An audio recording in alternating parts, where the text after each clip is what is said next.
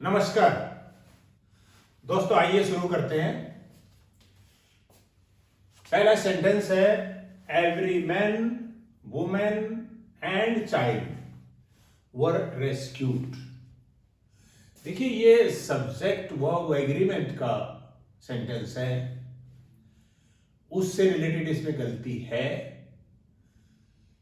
जब आपका जो सब्जेक्ट है कंपाउंड सब्जेक्ट, यानी जिसमें एक से ज्यादा नाउन या प्रोनाउन शामिल हो, उसको कंपाउंड सब्जेक्ट कहते हैं।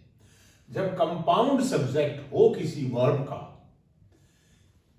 तो और वो जो सब्जेक्ट है वो एवरी से शुरू हो, तो आप उसको सिंगुलर ही ट्रीटमेंट देंगे, उसके साथ सिंगुलर ही वर्ब आएगी। Every man women and child, इसके साथ यहां पर वही वर्ब आएगी जो एक सिंगुलर सब्जेक्ट के साथ आती है। तो वर्ब की बजाय यहां पर वाज होगा, वाज रेस्क्यूड। फिर ये सेंटेंस ठीक हो जाएगा। Next, no sooner I am out than the students make in voice. जैसे ही मैं कमरे से बाहर आता हूं, बच्चे शोर मचाते हैं। देखिए, जब दो एक्शंस हों और वो दोनों पास्ट के हों, आपने उन दोनों को एक ही सेंटेंस में लिखना हो या उनका सीक्वेंस बनाना हो, तो नॉर्मल रूल ये है कि उन दोनों एक्शंस में से जो पहले हुआ है उसको आप पास्ट परफेक्ट में लिखेंगे, और जो बाद में हुआ है आप उसको पास्ट सिंपल में लिखेंगे। नॉर्मल के अलावा भी इसमें तीन तरह की स्ट्रक्चर और होती है। एक, नो सूनर से शुरू होने वाली, एक क्लॉज यहां पर आएगा, फिर देन आएगा, और फिर दूसरा क्लॉज आएगा। एक तो ऐसी स्ट्रक्चर होती है। दूसरी, हार्डली से शुरू होता है। हार्डली की जगह कभी कभी स्केर्सली भी होता है। एक ही बात है इनकी।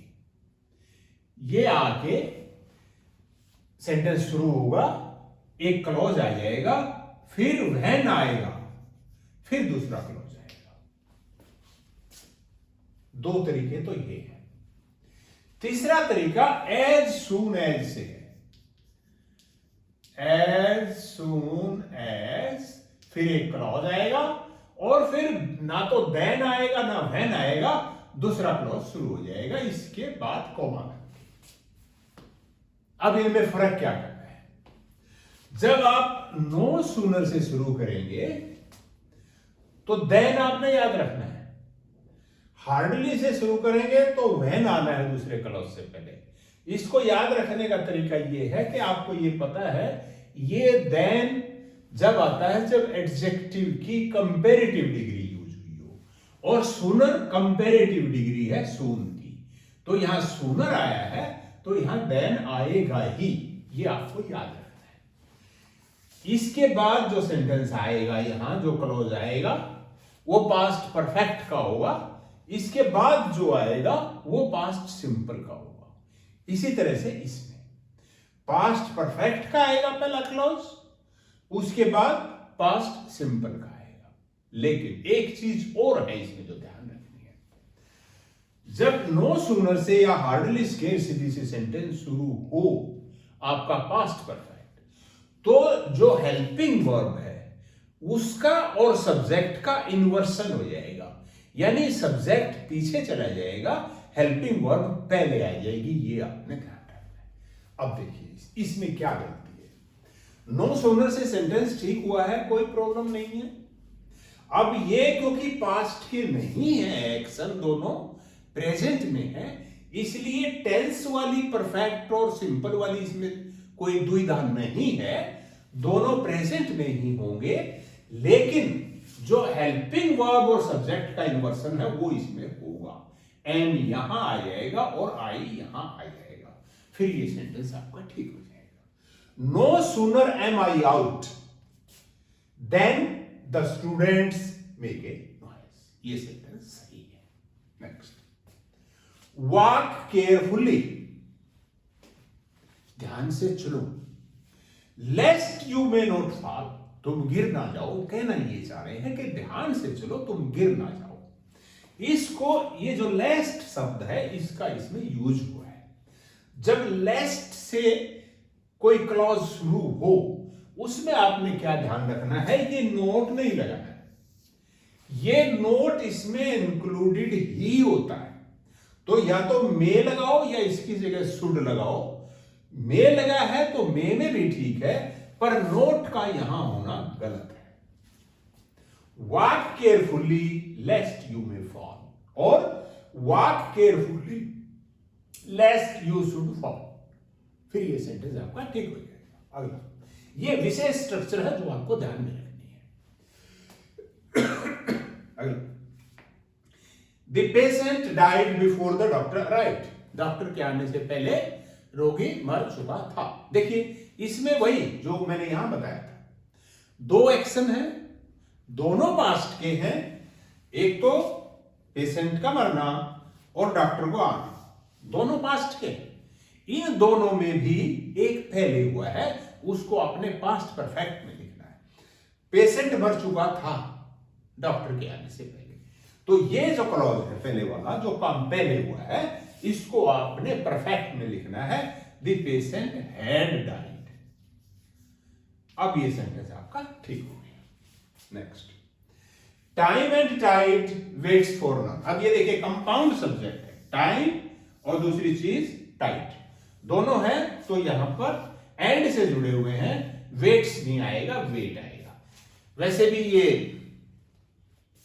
एक प्रोवर्ब है, time and tide wait for none, समय किसी की प्रतीक्षा नहीं करता, तो उसमें वेट ही होता है, इसलिए वेट ही लगाना है। इसी से मिलता जुलता आपका एक सेंटेंस है, slow and steady wins the race. वहां पर विंस है। एक तो तरीका यह है कि वो प्रोवर्ब है, आप प्रोवर्ब याद कर दो। दूसरा यह है कि स्लो एंड स्टेडी ये इकट्ठा एक ही विचार का, एक ही आशय का आभास देते हैं। यानी स्लो भी और स्टेडी भी दोनों चीजें होनी चाहिए। ऐसी चीज हो तो वही जीतती है हमेशा, उसका मतलब ये है। Next, into what kind of mess have you got me into. देखिए जब इसको आप ध्यान से देखेंगे सेंटेंस को, तो आपको पता चलेगा इसमें प्रेपोजिशन दो बार आई है, इनटू। तो ये दोनों बार लगाना गलत है। या तो आप यहां लगा दो या यहां लगा दो, प्रेफरेबली यहां लगाई जाती है। तो इनमें से एक को आपने हटाना है, इसको हटा दीजिए या इसको हटा दीजिए। दोनों अवस्थाओं में सेंटेंस ठीक माना जाएगा, पर बेटर ये है कि इसको आप पहले लगा दो। अगला, I learned the answer would come sooner than I expected. देखिए I learned the answer. learned भी चलता है, learned की बजाय learned होना चाहिए, यहां पर टी लगाओ। I learned the answer would come sooner than I had expected. तब ज्यादा सेंटेंस ठीक बनेगा, क्योंकि एक्सपेक्ट, पहले उसने एक्सपेक्ट किया कि आंसर आएगा, फिर उसको पता चला कि जो मैंने एक्सपेक्ट किया था उससे पहले आ जाएगा। तो ये सेंटेंस, ये जो क्लॉज है आपका, ये पास्ट परफेक्ट में हो जाएगा। Next, hardly he had stepped out than it began to rain. देखिए उसी से रिलेटेड ये बहुत इंपॉर्टेंट स्ट्रक्चर है। जो पास्ट के दो एक्शन हो, दोनों बताने हो और उनके बीच में डिफरेंस हो टाइम का, तो जो पहले वाला है उसको परफेक्ट में लिखना होता है। और वो हार्डली से या नो सूनर से शुरू हुआ है, तो हेल्पिंग वर्ब और सब्जेक्ट का इन्वर्सन भी करना होता है। तो हार्डली से शुरू हुआ है तो आपने यहां इन्वर्सन करना है। ये हैड इधर आ जाएगा, ही इधर आ जाएगा, फिर आपका सेंटेंस ठीक हो जाएगा। Hardly had stepped out than it, हां ये भी गलती है, हार्डली यहां पर आया है तो देन नहीं आएगा, वहां पर वहन आएगा। देन जब आता, जब नो सूनर से शुरू होता। समझ गए? Next, 'the patient had died' ये गलती है, 'हैड डाइड' होना चाहिए यहां पर, 'टी' लगाओ। 'I learned the answer would come sooner than I expected', तब ज्यादा सेंटेंस ठीक बनेगा, क्योंकि एक्सपेक्ट, पहले उसने एक्सपेक्ट किया कि आंसर आएगा, next, either of the 5 dancers will dance tonight. 5 जो डांसर हैं उनमें से कोई सा भी आज नाचेगा। देखिए, ये जो आइदर है ये तभी आता है जब आप 2 चीजों के बारे में बात कर रहे हो। अगर यहां पर 5 की बजाय 2 होता तो आइदर ठीक था, नहीं तो एनी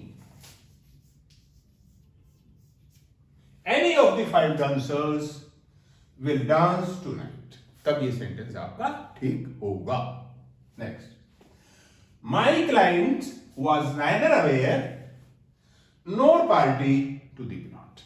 देखिए, इसमें जो जुड़े हुए हैं 2 प्रेडिकेट्स जुड़े हुए हैं, वॉज नाइदर अवेयर, फिर नोर आ गया, इसने जोड़ा, ये दूसरा प्रेडिकेट है पार्टी टू, ये फिर कॉमन है प्लॉट, ये दोनों के लिए है। माई क्लाइंट वॉज नाइदर अवेयर, यहां पर दी प्लॉट, इससे आप देखेंगे यहां प्रेपोजिशन आना चाहिए, aware of. My client was neither aware of the plot nor party to the plot. अब द प्लॉट को कॉमन निकाला, प्रेपोजिशन तो कॉमन नहीं निकलेगा ना, पार्टी टू का प्रेपोजिशन तो यहां आ गया, ठीक है। अवेयर के बाद जो ऑफ प्रेपोजिशन है वो यहां लगाना भूल गए हैं सेंटेंस बनाने वाले, ताकि आप उसको बताएं, याद दिलाएं, इसलिए यहां पर ऑफ लगेगा, और ऑफ लगेगा तो आपका सेंटेंस ठीक हो जाएगा। थैंक यू, नमस्कार।